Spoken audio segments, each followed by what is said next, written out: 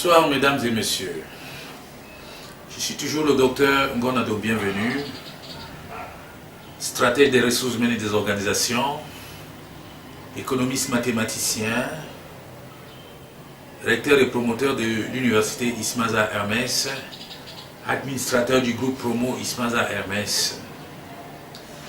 Alors, je reviens pour parler des derniers centres d'intérêt qui constituent les derniers axes de notre ligne éditoriale. Parce que parler des centres d'intérêt, c'est parler de la ligne éditoriale de notre chaîne, Ismaza Hermès Voice. Mais avant de le faire, je vais rappeler ce que nous avons évoqué dans le cadre du dernier exposé, de la dernière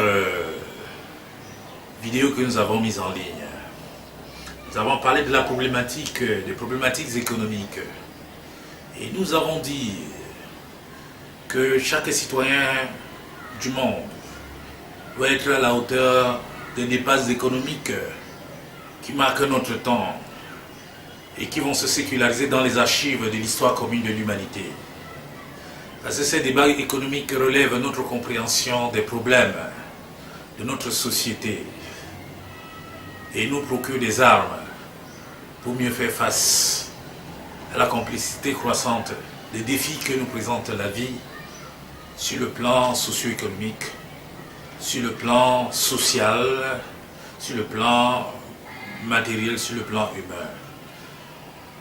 Donc, et j'ai dit dans ce cadre que nos pays s'arriment par exemple à l'entrepreneuriat comme moyen de combattre le chômage et la pauvreté.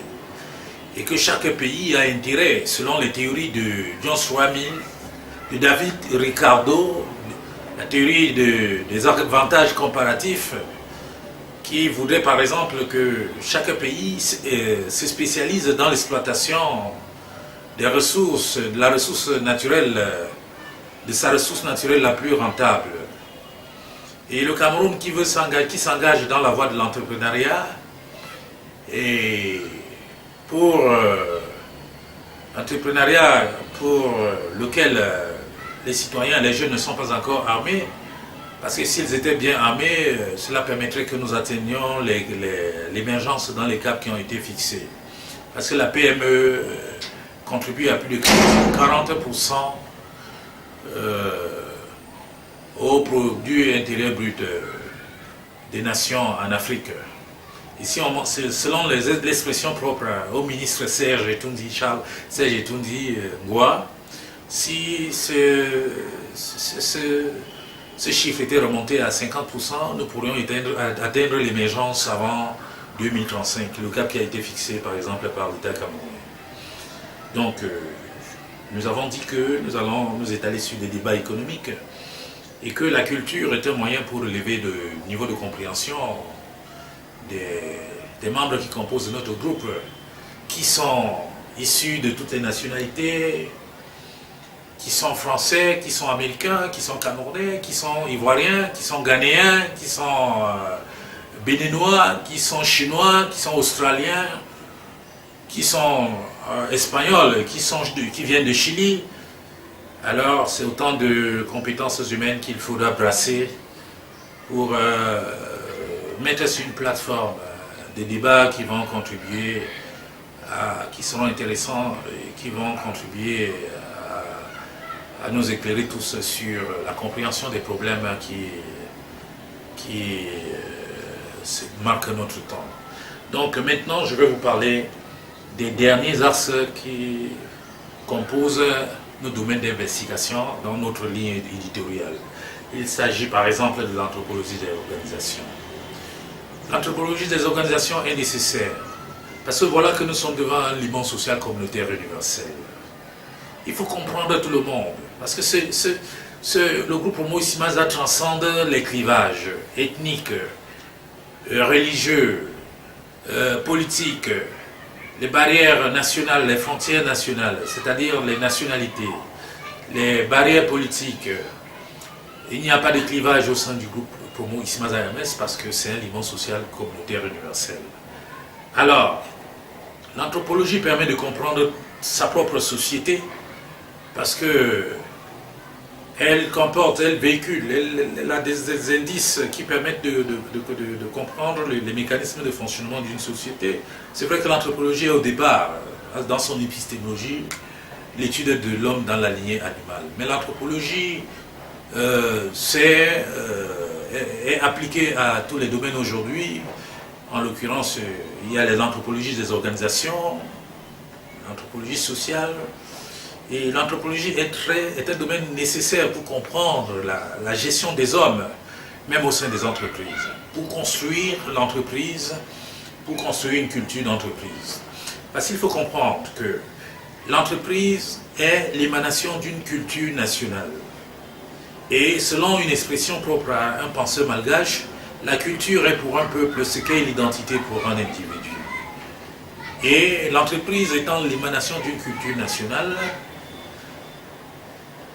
elle a en son sein des individus, des travailleurs dont le conditionnement mental est la culture. Parce que la culture nationale est le conditionnement mental de chaque travailleur au sein de son entreprise. Et pour cette raison, l'entreprise est aussi productive d'une culture. Cela veut dire en clair que l'entreprise est à la fois produit et productive d'une culture. Produit d'une culture parce qu'elle prend naissance dans un contexte culturel national. Productive d'une culture parce que l'entreprise doit produire sa propre culture, qui est fondée des valeurs et des symboles auxquels les travailleurs adhèrent et qui fondent leurs croyances et qui induisent des comportements collectifs puissants permettant à l'entreprise de traverser des zones d'ombre lorsqu'elle entre dans des périodes de troubles et de crises économiques et d'être soutenue par ses travailleurs et puis de partager le fruit de la croissance lorsque les travailleurs se sont investis pour que l'entreprise trouve les clés perdues de sa croissance. Donc, l'entreprise, la culture d'entreprise a pour objectif, c'est un axe stratégique de l'entreprise. Elle a pour objectif de permettre à l'entreprise d'atteindre ses objectifs lorsque cette culture est acceptée par les travailleurs. Pour cette raison, il ne faudrait pas que culture d'entreprise et culture nationale ou bien culture tout court entrent en trop forte opposition. Parce que les disharmonies fonctionnelles qui naîtraient de ces deux natures de culture, c'est-à-dire entre la culture d'entreprise et la culture nationale tout court, seraient préjudiciables pour l'entreprise et ne permettraient pas à l'entreprise d'atteindre ses objectifs. Donc, culture d'entreprise et culture tout court ne doivent pas entrer en trop forte opposition, sinon elles ne seraient plus reconnues et acceptées par les travailleurs au sein des organisations, parce que la culture d'entreprise est une programmation mentale des individus au sein des organisations. Elle doit donc naître de leurs aspirations, de leur volonté, de la lecture attentive de l'environnement anthropologique et culturel de l'entreprise, afin de mettre sur pied une culture d'entreprise qui permette à l'entreprise de devenir prospère, d'atteindre ses objectifs et d'assurer sa croissance ou bien de retrouver les clés perdues de sa prospérité. C'est pour cela que nous allons insister sur l'anthropologie des organisations.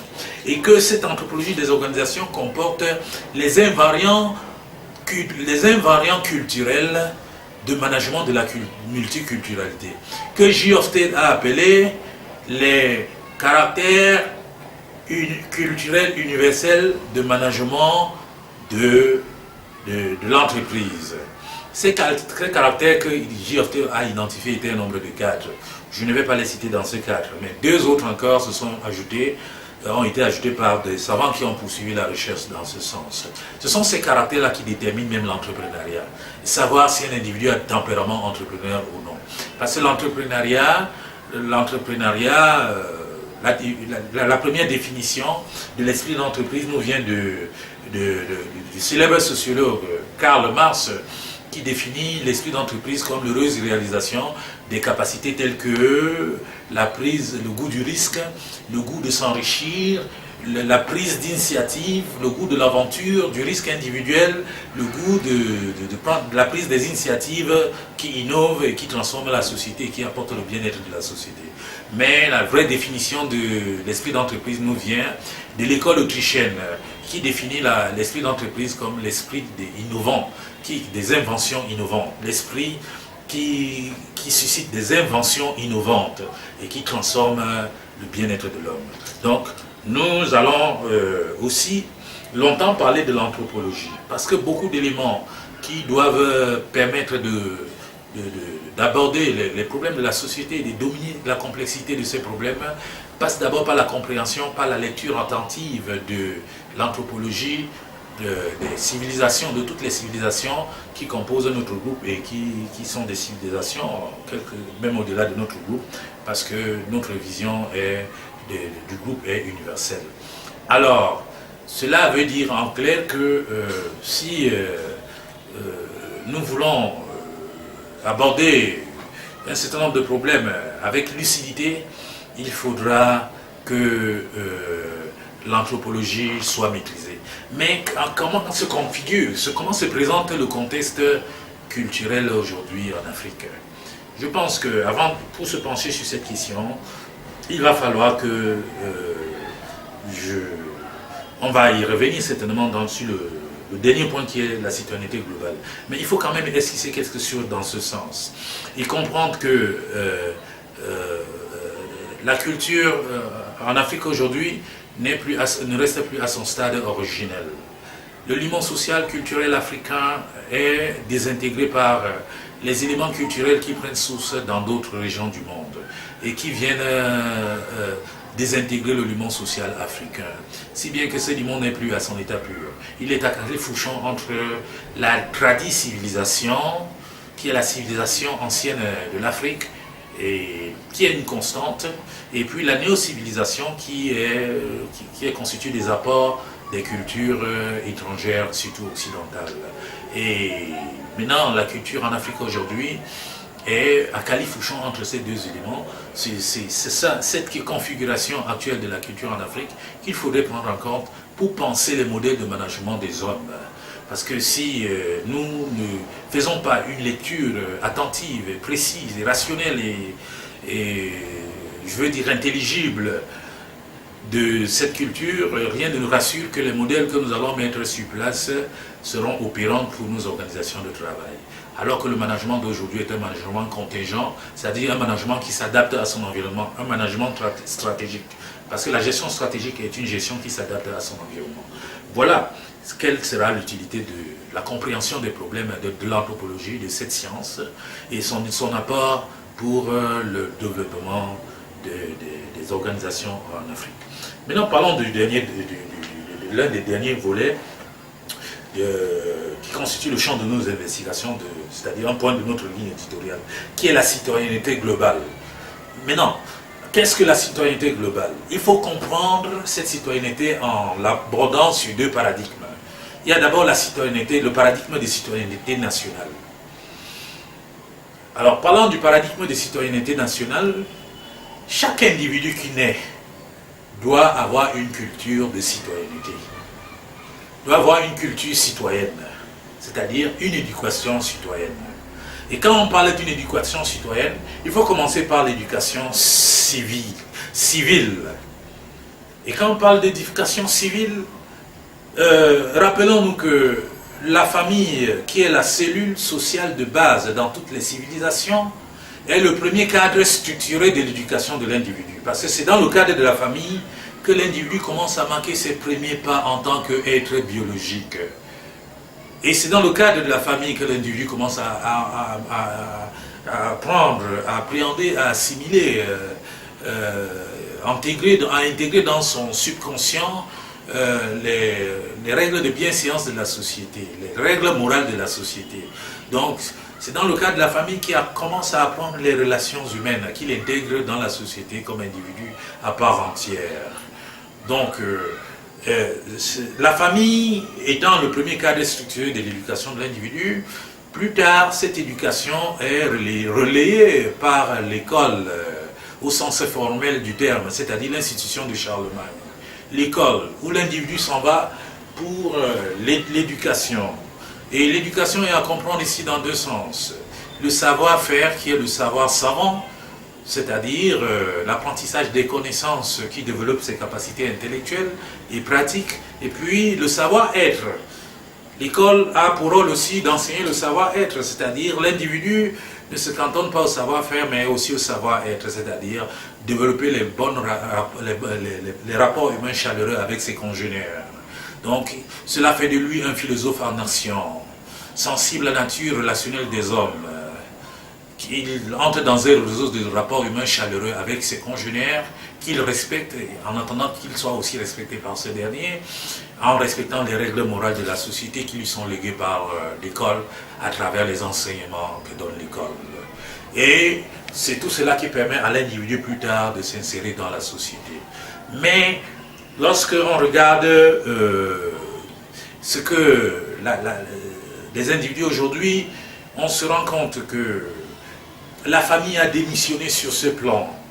Combien il y a de familles qui font asseoir les enfants autour de la table le soir à la maison pour leur parler du savoir-être, des règles de bienséance, de comment un jeune se comporte vis-à-vis de quelqu'un qui est âgé, de comment il doit se comporter vis-à-vis de ses congénères, des étrangers, des autres membres de la société. Combien de familles donnent encore cette éducation aux enfants? Très peu de familles le font. À l'école même, qui doit relayer la famille? Combien d'enseignants entrent dans la salle pour parler de la morale, du bien, de la bienséance, avant de donner le cours, c'est-à-dire le savoir-faire? Si je prends le cas d'un professeur de sciences, avant de parler des règles d'hygiène, de comment il faut brosser les dents chaque matin et pour quelles raisons il faut le faire, est-ce qu'on prend la peine d'abord de dire comment est-ce qu'on se comporte vis-à-vis d'un prochain? Comment on doit développer des rapports humains avec un prochain pour rester en bon terme et vivre en harmonie avec lui? Très peu le font. Donc, il y a une certaine démission de la société à ce niveau. Je pense que nous, les enseignants, le système d'enseignement en est responsable. Parlons maintenant de la citoyenneté au sens du civique du terme. Alors, chaque citoyen devait être imprégné des valeurs cardinales qui fondent sa société, qui sont des valeurs en vigueur dans sa société. Cela veut dire en clair et concrètement qu'un individu doit connaître ce que c'est que la devise, les trois vocables qui composent les vocables qui composent la devise de sa nation. Et si je prends le cas du Cameroun, je crois que c'est paix, travail, patrie. L'individu doit connaître la signification de ces trois vocables. Parce que ça va contribuer à façonner sa personnalité, à en faire un personnage intègre dans la société. Un Français doit connaître sa devise. Chaque individu dans sa nation doit connaître la devise de sa nation. Alors, parce que cette devise-là est un message qui condense un certain nombre de choses qui doivent être intégrées dans le subconscient de l'individu, qui vont le façonner lorsqu'il sublime ses valeurs et qu'il les respecte, et qui vont en faire une personne intégrée dans la société. L'individu doit connaître le drapeau de son pays, parce que le drapeau national, le symbole que cela représente, et même les sous-symboles qui composent ce drapeau. Quand je prends le cas du Cameroun, les couleurs, le drapeau c'est vert ou jaune, avec une bande jaune frappée sur la couleur rouge. Il doit connaître la signification de chaque couleur. Non seulement il doit connaître la signification de chaque couleur, mais ce que signifie l'étoile jaune frappée sur la bande rouge. La compréhension de tout cela façonne l'esprit et la personnalité de l'individu et en fait un individu intègre qui, plus tard, sera au service de sa nation, fera la fierté de sa famille et sera fier lui-même de son devenir. Mais lorsque nous voyons les mots qui minent notre société, tels que la corruption, la corruption et le népotisme, le favoritisme, le tribalisme, autant de mots qui complexifient la vie sociale et qui empêchent un pays d'émerger, un État civilisé d'émerger. Ces mots-là, seraient-ils pas la résultante de la négligence que nous avons, des enseignements que nous devons prodiguer à la société sur les valeurs cardinales d'une société? Moi, je pense que oui. Que si les individus sont devenus corrompus, certains sont devenus des pilleurs et des prédateurs des fonds publics, c'est parce qu'ils n'ont pas intégré dans leur subconscient, ils n'ont pas intégré dans leur morale les valeurs d'une société, les valeurs de leur société, de leur nation. Parce qu'un individu qui a intégré ces valeurs ne peut pas raisonnablement détourner le bien-être de toute une société pour son compte. pour son propre compte, en allant au-delà de ce qu'il peut même consommer. C'est-à-dire que lorsqu'on donne à l'individu une parcelle de pouvoir, il devait savoir que c'est pour servir la société et non pour se servir.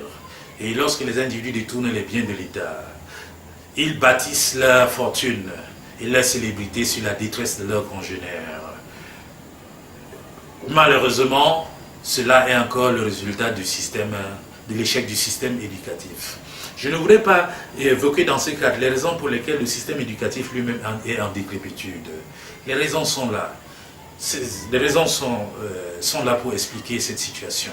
Mais je voudrais d'abord avouer, en tant qu'enseignant, que cela est l'échec d'abord, c'est l'échec du système éducatif, parce que si les individus qui développent les malformations morales et les dérives comportementales telles que la corruption et autres avaient véritablement incarné les valeurs de la société, ils ne seraient pas, ils réfléchiraient, ils se donneraient à réfléchir, n'est-ce pas, avant de poser des actes qui vont en l'encontre, en sens inverse à la civilisation. Ils ne poseraient pas des actes qui les mettent en marge de la civilisation.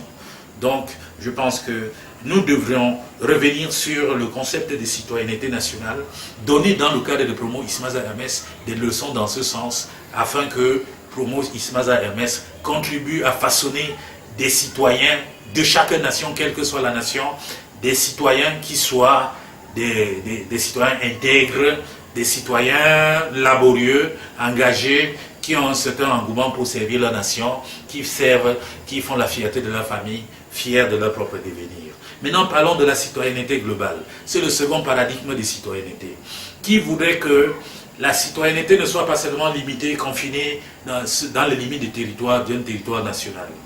N'oublions pas que nous sommes aujourd'hui dans le cadre d'un village planétaire qui a été rendu possible par la révolution cybernétique.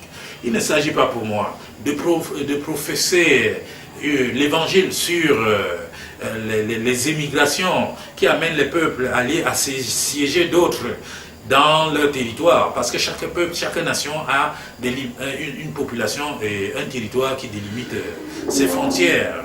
Mais il s'agit de dire que dans le cadre d'un village planétaire, nous sommes les citoyens du monde, nous ne sommes plus les citoyens d'une nation.